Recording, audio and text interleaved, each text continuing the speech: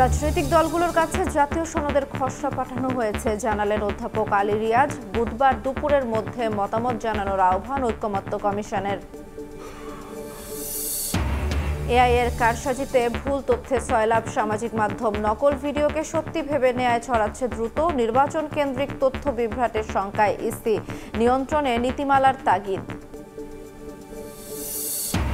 Milestone ট্র্যাজেডিতে আরও একজনের মৃত্যু, প্রাণহানি বেড়ে 34। শিক্ষার্থীদের কাউন্সেলিং শুরু। যুদ্ধবিমান দুর্ঘটনার কারণ অনুসন্ধানে আসছে চীনের তদন্ত দল। শাহজালাল আন্তর্জাতিক বিমানবন্দরের তৃতীয় টার্মিনালে টেলিকম নেটওয়ার্ক স্থাপনে অনিশ্চয়তা। টাওয়ার বসাতে টেন্ডারে অংশ নেওয়ার আহ্বান। এবং 6 বছরে সুন্দরবনে 11টি বাঘ বাড়লেও সংকট কাটেনি। আবাসস্থল ধ্বংসসহ মানব সৃষ্ট কারণে ঝুঁকিতে রয়্যাল বেঙ্গল। হরিণ শিকার বাড়ায় আছে খাদ্য সংকটও, ব্যবস্থা নেয়ার তাগিদ।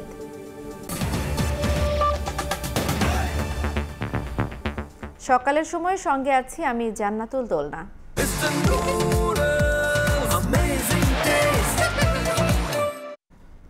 আলোচনায় উত্তপ্ত টেবিল, বিএনপির ওয়াকআউট, ফায়ার অ্যালার্মের সাইরেন।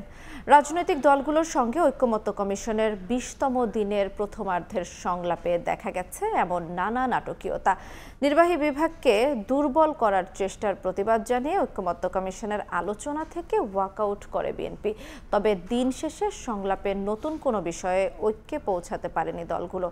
জাতীয় সনদের খসড়া দলগুলোর কাছে পাঠানো হয়েছে বলে জানিয়েছেন কমিশনের সহসভাপতি ডক্টর আলী রিয়াজ। 30 জুলাইয়ের মধ্যে দলগুলোকে মতামত দেওয়ার আহ্বান জানিয়েছে কমিশন।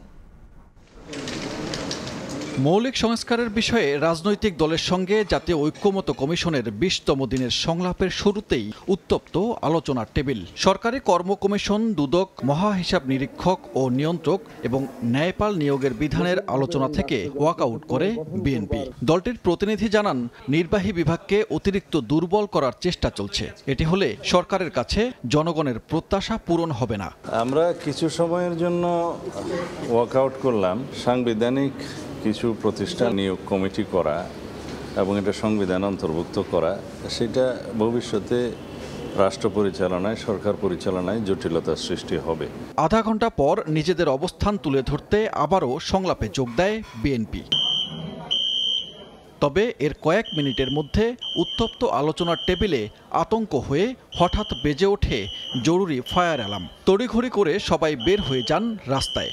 হয়তো কোথাও কোনো আগুন বা আগুন সংক্রান্ত কোনো সমস্যা হয়েছে, এই জন্য হয়তো ফায়ার অ্যালার্ম কেন হয়েছে তো বলা যাচ্ছে না, ছোটখাটো ত্রুটির কারণে হয়ে থাকতে পারে।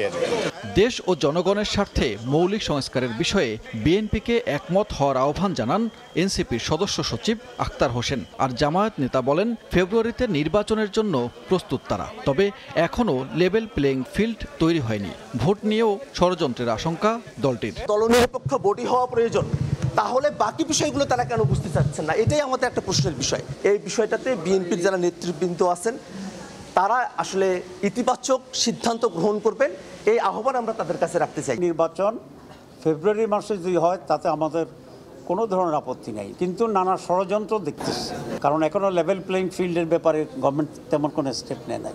25 মিনিট বন্ধ থাকার পর আবারও শুরু হয় ঐকমত্য কমিশনের সংলাপ। কমিশনের সহসভাপতি বলেন, বাংলাদেশের ভবিষ্যৎ পথ চলায় ঐতিহাসিক দলিল জুলাই সনদ তৈরি করতে চায় কমিশন।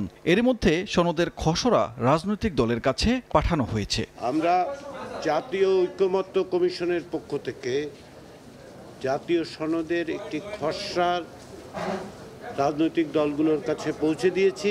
30 জুলাই বুধবার দুপুর 12টার মধ্যে তাদের যদি কোনো সুপারিশ থাকে, পরামর্শ থাকে, পরিবর্তনের কথা তারা বলতে চান, সেগুলো আমাদেরকে জানানোর জন্য আমরা আশা করছি যে এগুলোকে সমন্বিত করে টেক্সটটা ওই দিনই তৈরি করতে পারবো আমরা। মৌলিক সংস্কারের 20টি বিষয়ের মধ্যে 12টি বিষয়ে একমত হয়েছে দলগুলো।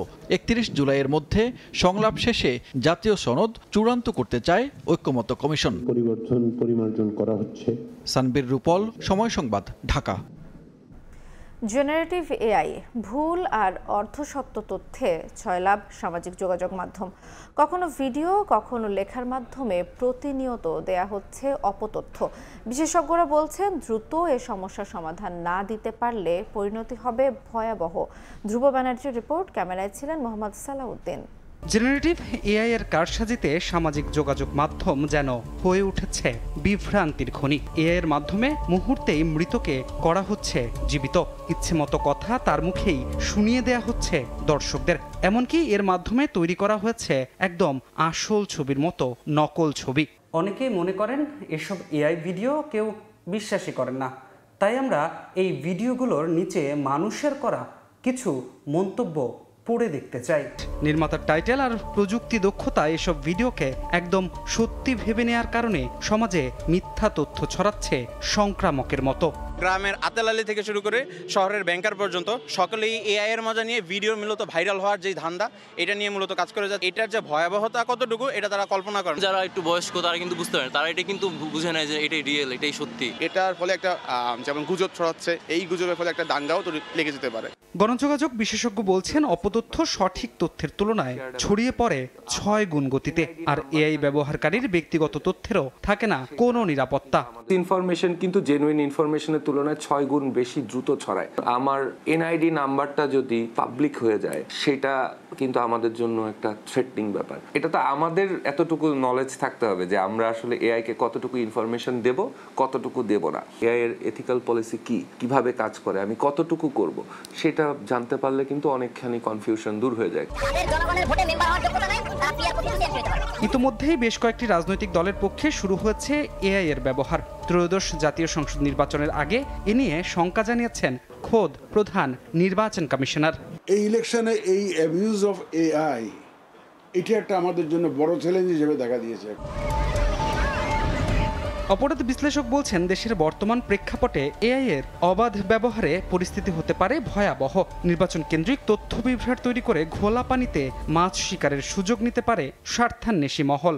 এই ধরনের পরিস্থিতিতে যারা স্বার্থান্বেষী মহল বা সুবিধাবাদী গোষ্ঠী যারা, তারা নানাভাবে প্রযুক্তি ব্যবহার করে মানুষকে বিভ্রান্ত করা, অর্থাৎ তার ধারণা পরিবর্তনের কাজগুলো করে তারা তাদের উদ্দেশ্য পূরণ করার চেষ্টা করবে। আমাদের আইন শৃঙ্খলা বাহিনীর উচিত হলো যে আমার প্রযুক্তিগত কৌশলগুলো ব্যবহার করে এদেরকে শনাক্ত করা, দেশের মধ্যে থাকলে তাকে আইনের মুখোমুখি করা এবং সেটি দৃষ্টান্ত আকারে উপস্থাপন করতে পারলেই এখান থেকে পরিত্রাণ মিলবে। প্রযুক্তিবিদ বলছেন, নিয়ন্ত্রিত ব্যবহার নিশ্চিত করতে সংশ্লিষ্ট দপ্তরকে নীতিমালা তৈরি ও প্রয়োগে গুরুত্ব দিতে হবে এখনই। আপনি যে কোনো রকমের তথ্য যদি আপনি শেয়ার করেন, সেই তথ্য নিয়ে সে ভবিষ্যতে কি করবে সেটা নিয়ন্ত্রণ কোনো অবস্থাতে অন্তত আমাদের দেশে নেই। আমাদের অ্যাসাইনমেন্ট, আমাদের যে কোনো সিদ্ধান্তটাকেও তারা ক্লোন করতে পারছে বা তারা ইনফ্লুয়েন্স করতে পারছে, এটা কিন্তু অলরেডি প্রুভেন। সাইবার নিরাপত্তা আইনে এআই এর রেগুলেশনটা কিন্তু ইতিমধ্যে আপনি জানেন খসড়া পর্যায়ে আছে। এই ব্যাপারগুলো নিয়ে কাজ করতে হবে। প্রযুক্তিগত উৎকর্ষতায় এআই উপেক্ষার উপায় নেই জানিয়ে অপব্যবহার রোধে যৌক্তিক গবেষণার এখনই সময়, পরামর্শ বিশেষজ্ঞদের। ধ্রুব ব্যানার্জি, সময় সংবাদ, ঢাকা। মঙ্গলবার টাঙ্গাইলে অনুষ্ঠিত হবে জুলাই পদযাত্রা। এরই অংশ হিসেবে রাতে এনসিপির কেন্দ্রীয় নেতারা টাঙ্গাইলে পৌঁছে মাওলানা আব্দুল হামিদ খান ভাসানীর মাজারে শ্রদ্ধা নিবেদন করেন। জাতীয় নাগরিক পার্টির আহ্বায়ক নাহিদ ইসলাম বলেন, বাংলাদেশের রাজনৈতিক ইতিহাসে ভাসানী একই সাথে পিন্ডি ও দিল্লির আধিপত্যের বিরুদ্ধে লড়াই করেছিলেন। ভাসানী যে মেহনতি মানুষের বাংলাদেশ প্রতিষ্ঠা করতে চেয়েছিলেন, এনসিপি সেই উদ্দেশ্যেই প্রতিষ্ঠিত হয়েছে বলে মন্তব্য করেন তিনি। সকালে 10:30টায় জেলা সদরের শামসুল হক তরুণ থেকে এনসিপির পদযাত্রাটি শুরু হবে।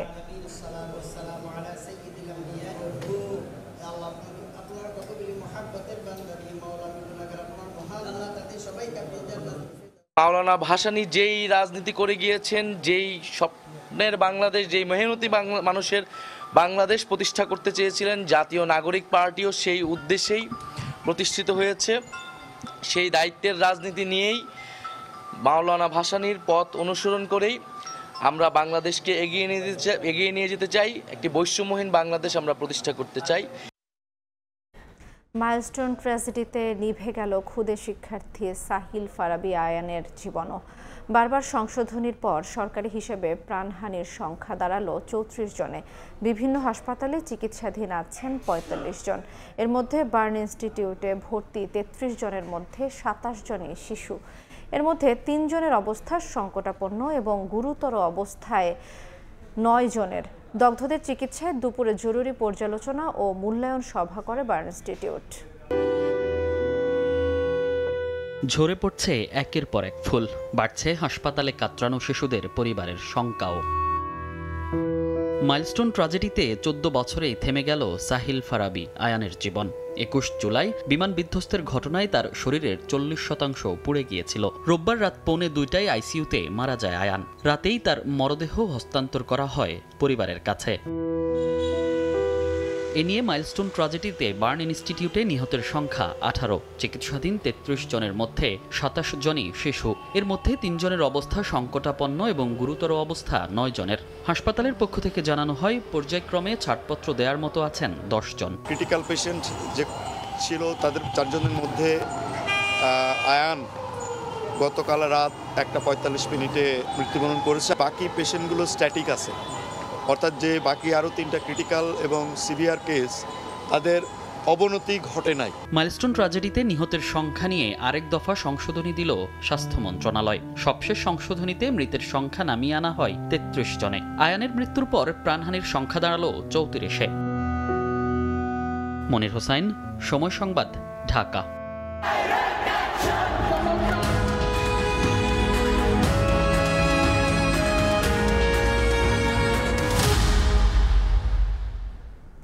রক্তাক্ত জুলাইয়ের 29 তারিখ সমন্বয়কদের মুক্তির দাবিতে উত্তাল রাজপথ। এদিন বৈষম্য বিরোধী ছাত্র আন্দোলনের 6 সমন্বয়ককে ডিবি হেফাজত থেকে মুক্তি ও আন্দোলনকারীদের ওপর গুলি না চালাতে আদালতের নির্দেশনা চেয়ে হাইকোর্টে রিট করেন সুপ্রিম কোর্টের কয়েকজন আইনজীবী। শুনানিতে 6 সমন্বয়ককে ডিবি কার্যালয়ে তুলে নিয়ে খাওয়ানোর ছবি প্রকাশ করাকে জাতিসংঘে মশকরা বলে মন্তব্য করেন হাইকোর্ট। 6 সমন্বয়কের অনুপস্থিতিতে কিভাবে ঘুরে দাঁড়িয়ে কিভাবে গণ আন্দোলনের রূপ পায় জুলাই, তা জেনে আসব মাইমুনা হায়দার চৌধুরীর প্রতিবেদনে। অবিলম্বে বৈষম্য বিরোধী ছাত্র আন্দোলনের 6 সমন্বয়ককে ডিবি হেফাজত থেকে মুক্তি ও আন্দোলনকারীদের ওপর গুলি না চালাতে আদালতের নির্দেশনা চেয়ে হাইকোর্টে রিট করেন সুপ্রিম কোর্টের 2 আইনজীবী। শুনানিতে 6 সমন্বয়ককে ডিবি কার্যালয়ে তুলে নিয়ে গিয়ে খাওয়ানোর ছবি প্রকাশ করাকে জাতির সঙ্গে মশকরা বলে মন্তব্য করেন হাইকোর্ট। এদিন দেশজুড়ে চলমান সহিংসতায় জামাত শিবিরের সংশ্লিষ্টতা রয়েছে এমন অভিযোগে 14 দলের বৈঠকে জামাত শিবির নিষিদ্ধের সিদ্ধান্ত নেওয়া হয়। সরকারের তরফ থেকে সহিংসতায় নিহত ব্যক্তিদের স্মরণে পরদিন সারা দেশে শোক পালন করার সিদ্ধান্ত নিলে তা প্রত্যাখ্যান করে একক বা ঐক্যবদ্ধভাবে লাল কাপড় মুখে ও চোখে বেঁধে ছবি তোলা এবং অনলাইনে প্রচার কর্মসূচির ঘোষণা দেয় বৈষম্য বিরোধী ছাত্র আন্দোলন। মাইমুনা হায়দার চৌধুরী, সময় সংবাদ, ঢাকা। হযরত শাহজালাল আন্তর্জাতিক বিমানবন্দরের 3য় টার্মিনালে উচ্চ গতির টেলিকম নেটওয়ার্ক স্থাপন নিয়ে দেখা দিয়েছে অনিশ্চয়তা। টার্মিনালে টাওয়ার বসানোর জায়গা পেতে মোবাইল অপারেটরদের টেন্ডারে অংশ নিতে বলছে বেসামরিক বিমান চলাচল কর্তৃপক্ষ। বড় অঙ্কের জামানত সহ চাওয়া হয়েছে সেবা থেকে প্রাপ্ত রাজস্বের ভাগ। বেবিচকের এসব শর্ত মেনে 3য় টার্মিনালে নেটওয়ার্ক বসাবে না মোবাইল অপারেটররা। শুভ খানের রিপোর্ট।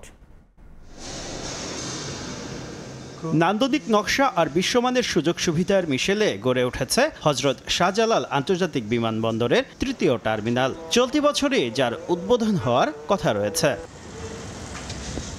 তবে অত্যাধুনিক এই টার্মিনালে উচ্চগতির টেলিকম নেটওয়ার্ক স্থাপন নিয়ে অনিশ্চয়তা দেখা দিয়েছে।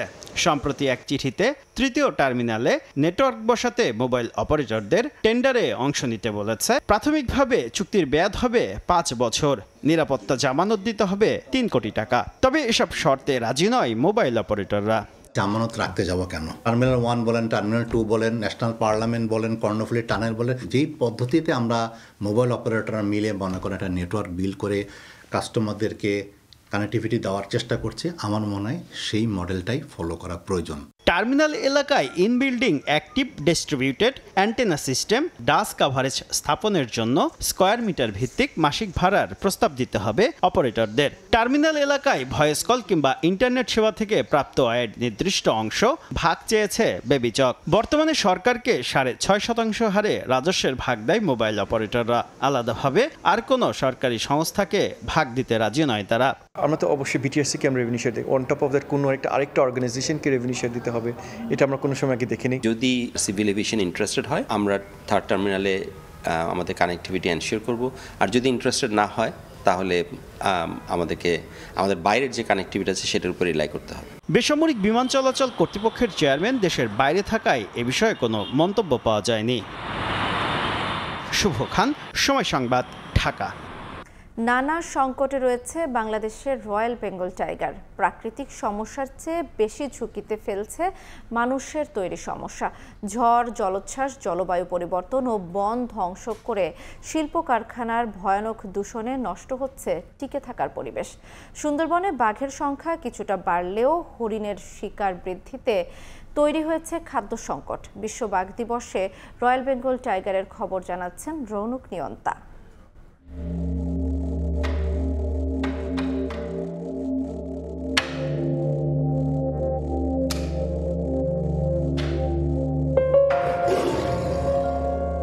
রয়্যাল বেঙ্গল টাইগার সুন্দরবনের অন্যতম আকর্ষণ।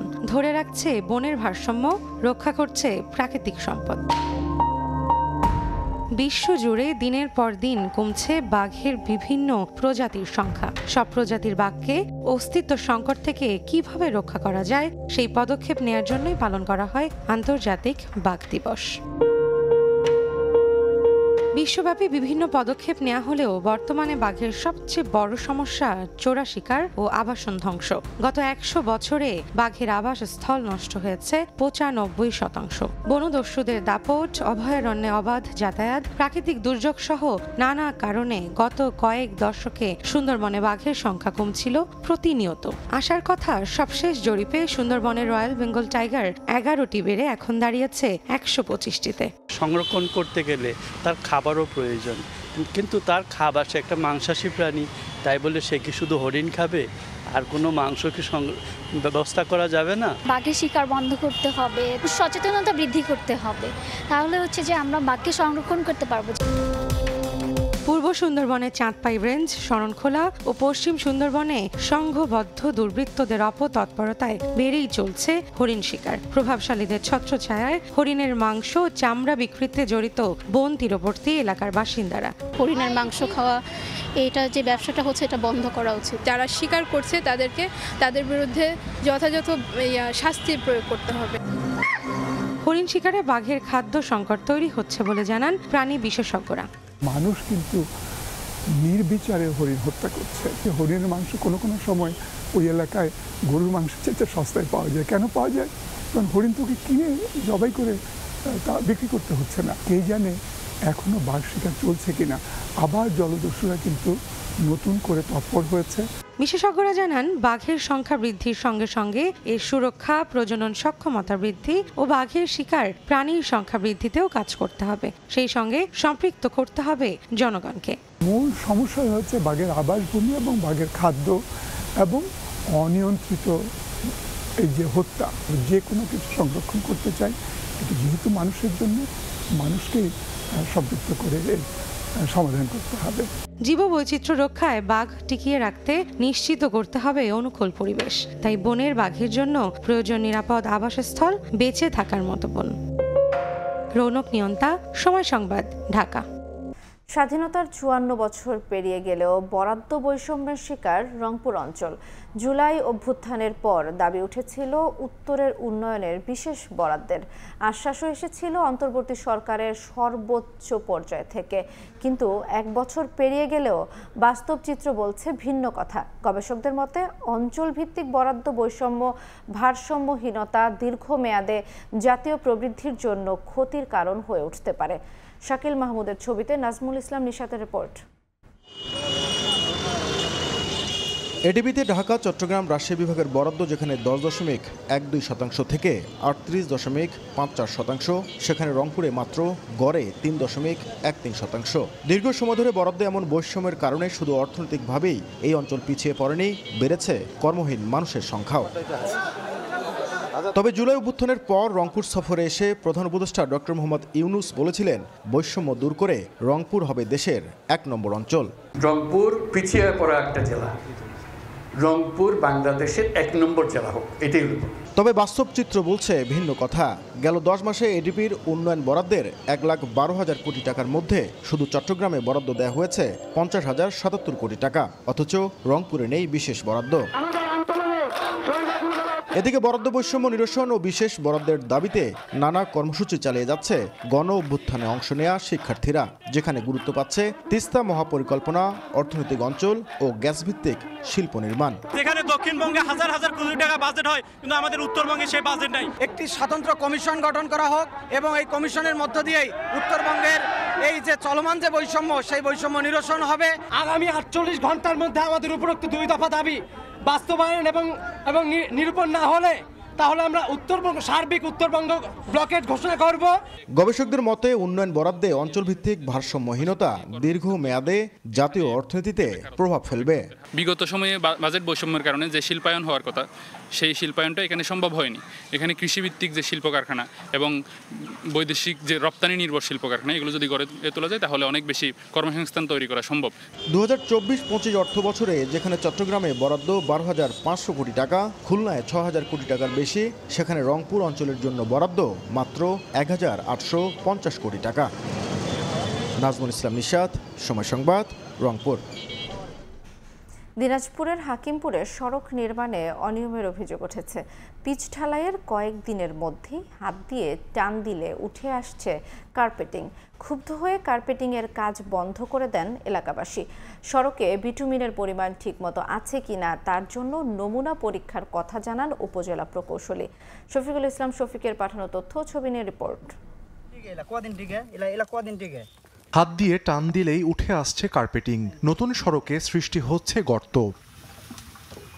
সম্প্রতি দিনাজপুরের হাকিমপুর উপজেলার বাঁশমুড়ি হাট থেকে রিকাবি ও চকচকা হয়ে পালসা পর্যন্ত গ্রামীণ সড়কে শুরু হয় পাকা করার কাজ।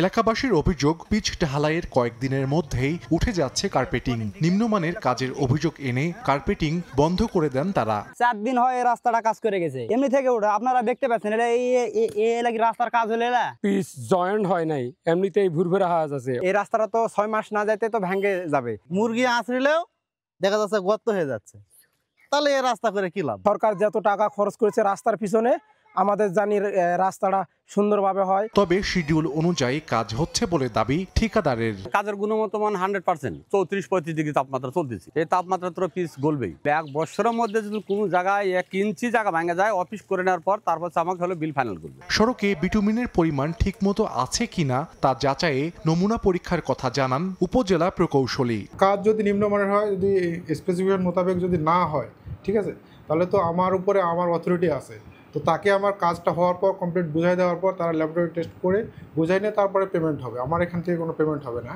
সে তো কেবল ইনিশিয়েট কাজটা কেবল শুরু করছে। 1.92 কিলোমিটার দীর্ঘ সড়কটি পাকাকরণে ব্যয় ধরা হয়েছে 2,08,14,000 টাকা। সময় সংবাদ, হিলি। দিন দিন জৌলুস হারাচ্ছে হিলি স্থলবন্দর। এজন্য শুল্কায়ন জটিলতা সহ বিভিন্ন ভোগান্তি ও ভারত বাংলাদেশ সম্পর্কের অবনতিকে সামনে আনছে আমদানি রফতানিকারকরা। এর মধ্যে বন্দর কর্তৃপক্ষ জানালো, গেল অর্থ বছরের লক্ষ্যমাত্রার চেয়ে প্রায় 21 কোটি টাকা কম হয়েছে রাজস্ব আদায়। হিলি রিপোর্টার শফিকুল ইসলাম শফিকের পাঠানো তথ্যের রিপোর্ট। হিলি স্থলবন্দর উত্তরাঞ্চলে ব্যবসা বাণিজ্যের সম্ভাবনা মাথায় রেখে 1986 সাল থেকে শুরু হয় এর যাত্রা।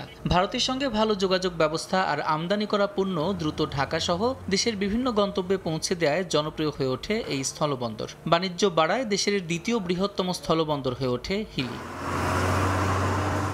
তবে যেন বদলে গেছে সেই চিত্র। মন্দার কবলে পড়েছে বন্দরটি। আগে বন্দর দিয়ে পাথর আমদানি হলেও অন্য বন্দরে বাড়তি সুবিধা পাওয়ায় বর্তমানে তা বন্ধ রয়েছে। ফল আমদানিতে ট্রাকের চাকা অনুযায়ী শুল্কায়ন সহ নানা জটিলতা, হয়রানির অভিযোগ। এমন নানা কারণে দৈনিক আমদানি পণ্যবাহী ট্রাকের সংখ্যা নেমেছে 20 থেকে 30টিতে। অথচ আগে আমদানি হতো 100 থেকে 150 ট্রাক পণ্য। হিলি স্থল বন্দর দিয়ে যে সকল পণ্য আমদানি হতো সেই সকল পণ্য কিছু বাড়তি সুবিধা পাওয়ার জন্য তারা ইম্পোর্টাররা ওখান থেকে আমদানি করছে। ইন্ডিয়ান এবং বাংলাদেশের পোর্টের অব্যবস্থাপনার কারণেই পাথর না আসার জন্য যে রেভিনিউ আসার দরকার যেসব পণ্যগুলো, সেই পণ্যগুলো হিলিতে আসতেছে না। আগে গাড়ি ঢোকে 100-150 গাড়ি ঢোকে, আর এখন কোনো গাড়ি ঢোকে না। আগে একটু কাজ কাম হইতেছিল, গাড়ি ঢুকতেছিল, দিনে 400-500 কামাই করতাম, এখন বর্তমানে 100-150 হয় না। গেল অর্থ বছরে বন্দর থেকে রাজস্ব আদায়ের লক্ষ্যমাত্রা ছিল 740 কোটি 9 লাখ টাকা, বিপরীতে আদায় হয়েছে 719 কোটি 33 লাখ টাকা। গত বছর আমাদের যে রেভিনিউ আদায় ছিল সেই রেভিনিউ আদায়ের তুলনায় এবছর আমাদের 12% রেভিনিউ প্রবৃদ্ধি আছে। যে রেভিনিউ কমের যে বিষয়টা সেটা নিয়ে যদি আমরা একটু বিশ্লেষণ করি, আমরা দেখব যে দুই দেশের সম্পর্কের কারণে গত বছরের তুলনায় কিন্তু আমাদের এখানে গাড়ির সংখ্যাও কমে গেছে এবং আমদানিকৃত পণ্যের পরিমাণও কমে গেছে। 2024-25 অর্থ বছরে ভারত থেকে বন্দরটি দিয়ে আমদানি হয়েছে 6,093 কোটি টাকার 6,81,659 মেট্রিক টন পণ্য। সময় সংবাদ, হিলি। পাড় ভাঙতে ভাঙতে প্রায় বসতবাড়ির কিনারায় যে কোনো মুহূর্তে চলে যেতে পারে নদীগর্ভে। এমন অবস্থা নীলফামারীর ডিমলার 2টি ইউনিয়নে, অথচ ভাঙন প্রতিরোধে পানি উন্নয়ন বোর্ড কোনো ব্যবস্থা নিচ্ছে না, অভিযোগ নদী তীরের বাসিন্দাদের। তবে বিষয়টি ঊর্ধ্বতন কর্তৃপক্ষকে জানানো হয়েছে বলছেন পানি উন্নয়ন বোর্ড কর্মকর্তা। মোহাম্মদ সোহেলের ক্যামেরায় শাকির হোসেন বাদলের রিপোর্ট।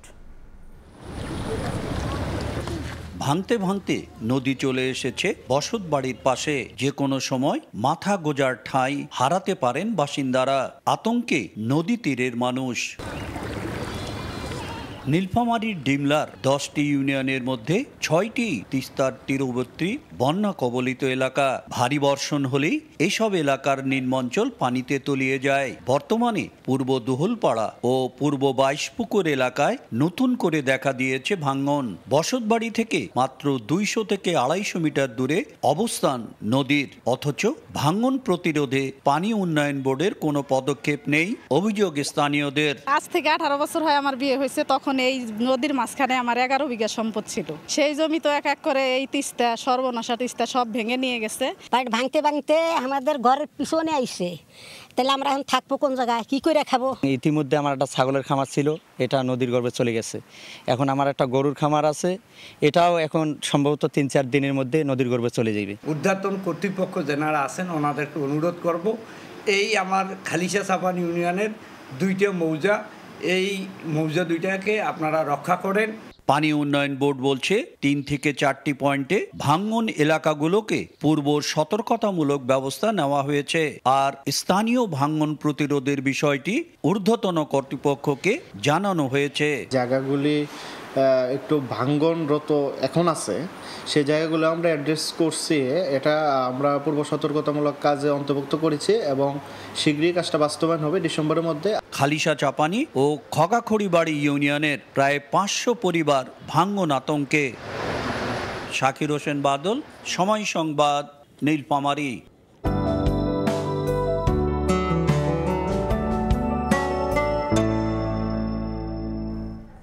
এবার দেখে নেব বাতাসের আজকের মানসূচক। আজ ঢাকা বিভাগে বাতাসের মান 62, যা সন্তোষজনক। বাতাসের আর্দ্রতা 86।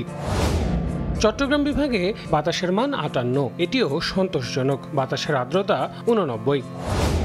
রাজশাহী বিভাগে বাতাসের মান 104, যা সহনীয়। বাতাসের আর্দ্রতা 92। সিলেট বিভাগে বাতাসের মান 60, যা সন্তোষজনক। বাতাসের আর্দ্রতা 85। খুলনা বিভাগে বাতাসের মান 94, যা সন্তোষজনক। বাতাসের আর্দ্রতা 88। বরিশাল বিভাগে বাতাসের মান 73, যা সন্তোষজনক। বাতাসের আর্দ্রতা 87। রংপুর বিভাগে বাতাসের মান 81, যা সন্তোষজনক। বাতাসের আর্দ্রতা 88। ময়মনসিংহ বিভাগে বাতাসের মান ৭২, যা সন্তোষজনক। বাতাসের আর্দ্রতা ৯৪। দ্বিরাষ্ট্র সমাধান নিয়ে জাতিসংঘে উচ্চ পর্যায়ের বৈঠক অনুষ্ঠিত হয়েছে। এতে ফিলিস্তিনের প্রধানমন্ত্রী বলেন, শান্তি আসবে স্বাধীনতার মধ্য দিয়ে, ধ্বংসযজ্ঞ দিয়ে নয়। জাতিসংঘ মহাসচিব গুতেরেস জানিয়ে দেন, গাজাবাসীর ওপর চালানো নিষ্ঠুরতার কোনো ন্যায্যতা নেই। এমনকি ইসরায়েল গণহত্যা চালাচ্ছে এমন অভিযোগ উঠে এসেছে তেল আবিবের 2টি মানবাধিকার সংস্থার প্রতিবেদনও। কিন্তু তাতে থামেনি হামলা। গত একদিনেই নিহত হয়েছেন 80 জনের বেশি ফিলিস্তিনি। জাতিসংঘে অনুষ্ঠিত হয় দ্বিরাষ্ট্র সমাধান কেন্দ্রিক গুরুত্বপূর্ণ বৈঠক। বিশ্ব নেতাদের তীব্র ক্ষোভ ঝরে পড়ে। ফিলিস্তিনের প্রধানমন্ত্রী মোহাম্মদ মুস্তফা বলেন, এই সম্মেলন নতুন করে আশার আলো জ্বালিয়েছে। গুতেরেস স্পষ্ট করেই বলেন, এই অত্যাচার কোনোভাবেই যুক্তিযুক্ত নয়। ফ্রান্স আর স্পেনও বলেছে, দুইটি রাষ্ট্রই একমাত্র শান্তির পথ। ইসরায়েলের ভেতর থেকেও প্রতিবাদ উঠছে।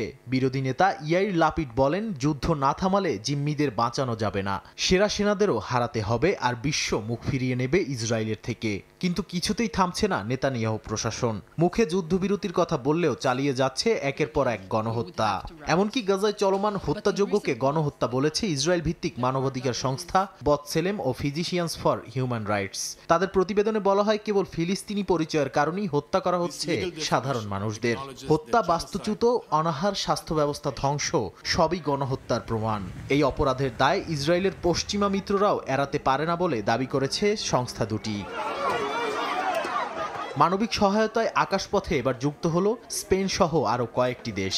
স্পেন ঘোষণা দিয়েছে চলতি সপ্তাহে পাঠাবে 12 টন খাদ্য সহায়তা। স্পেনের প্রধানমন্ত্রী বলেন, এখন ক্ষুধা ঠেকানো একটি নৈতিক কর্তব্য। তবে অনেকেই বলছেন, এই এয়ারড্রপ বাস্তব সংকটে এক ফোঁটা পানির মতো। সহিংসতা থেমে নেই পশ্চিম তীরেও। রামাল্লায় গ্রাম ঘেরাও করে হামলা চালিয়েছে ইসরায়েলি অবৈধ বসতি স্থাপনকারীরা। পোল্ট্রি ফার্ম সহ ঘরবাড়িতে হামলায় আহত হয়েছেন অনেকে। স্থানীয়রা বলছেন, এসব আক্রমণে ইসরায়েলি সেনারা মদদ দিচ্ছে।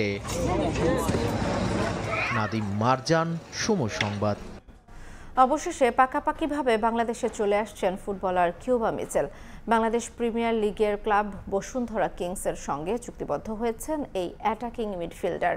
সূত্র জানায়, গত মাসে বাংলাদেশের হয়ে খেলার ছাড়পত্র পায় কিউবা মিচেল। এরপরেই তাকে ক্লাবে নেয়ার চেষ্টা করছিল বসুন্ধরা। অবশেষে আগামী 3 মৌসুমের জন্য কিউবার সঙ্গে চুক্তি করেছেন কিংস কর্তৃপক্ষ। মূলত আসন্ন এএফসি চ্যালেঞ্জ লিগে খেলানোর জন্যই তড়িঘড়ি করে এই চুক্তি করেছেন তারা। আজ ছিল এএফসির খেলোয়াড় নিবন্ধনের শেষ দিন। এর আগে সান্ডারল্যান্ডের যুব দলে খেলেছেন কিউবা মিচেল। সেখানে মোট 25টি ম্যাচে মাঠে নামার সুযোগ পান এই ফুটবলার। তবে নতুন মৌসুমে তাকে ছেড়ে দেয় সান্ডারল্যান্ড। এরপর থেকেই নতুন ঠিকানা খুঁজছিলেন কিউবা। সে সুযোগটাই নিয়েছে বসুন্ধরা কিংস। তবে ইংলিশ ফুটবল মাতানো একজন খেলোয়াড়কে দলে টানতে কি পরিমাণ অর্থ খরচ হয়েছে তা এখনও জানায়নি ক্লাব ম্যানেজমেন্ট। সেপ্টেম্বরে বাংলাদেশের জার্সিতেও দেখা যাবে কিউবাকে। অনূর্ধ্ব 23 দলের হয়ে এশিয়ান কাপ বাছাইয়ে ভিয়েতনামের বিপক্ষে খেলবার কথা রয়েছে তার।